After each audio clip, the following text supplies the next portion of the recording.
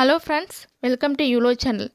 And today's section we give you a lecture on single phase full wave midpoint control converter with RL load. In last section we discuss full wave midpoint control converter with RL load. So today's section we discuss RL load. This is a circuit diagram of RL load.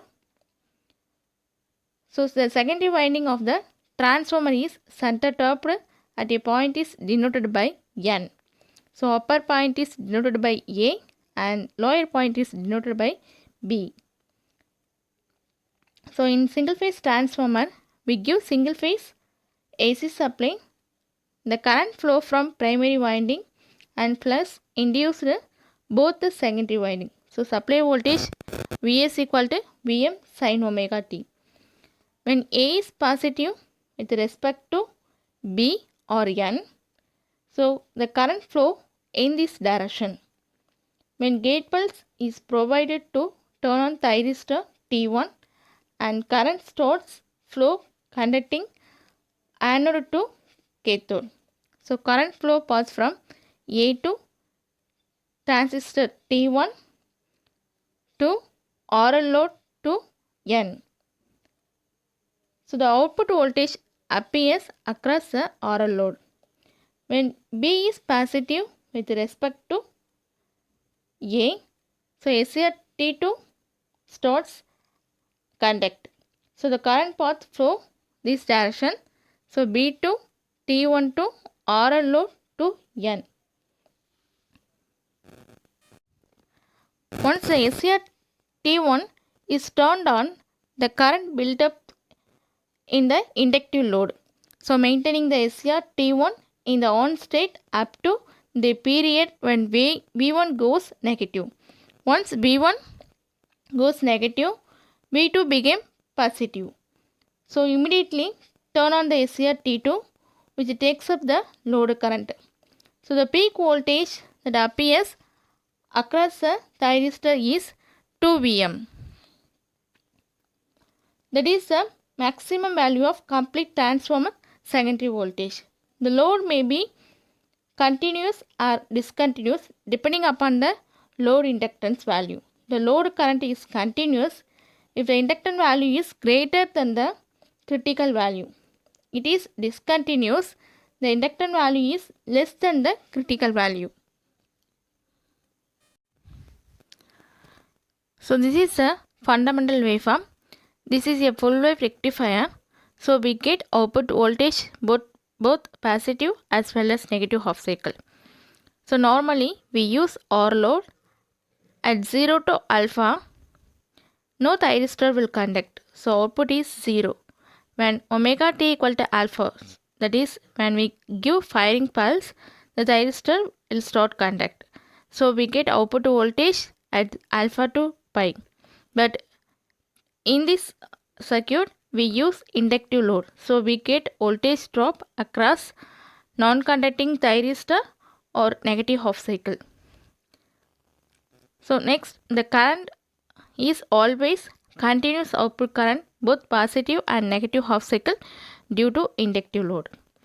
So voltage drop across the thyristor once T1 thyristor turn on and there will not be any voltage drop. So it became forward bias.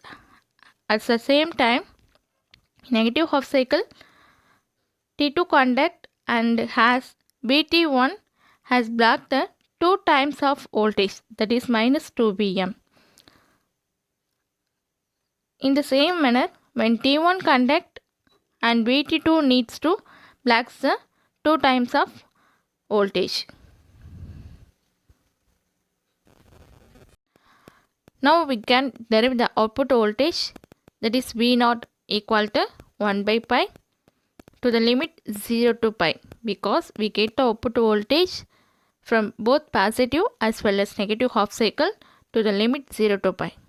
Vm sin omega t. So Vm is a constant term, so we can take out from this term Vm divided by pi 0 to pi sin omega t. So integration of sin omega t equal to minus cos omega t to the power to the limit 0 to pi. So next term Vm divided by pi. So we can substitute upper limit minus lower limit. So minus cos pi, minus of minus plus cos 0. So minus cos pi value is minus 1. So we can get the output voltage Vm V naught equal to Vm divided by pi. So minus of minus 1 plus 1. So total value is 2. So we get output voltage V naught equal to Vm divided by pi into 2. So 2 Vm divided by pi. So this is the output voltage of full wave controlled converter.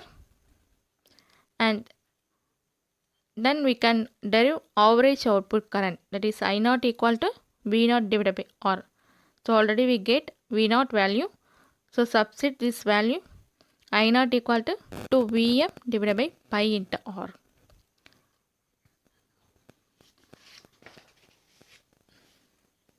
Next we can derive average RMS output voltage.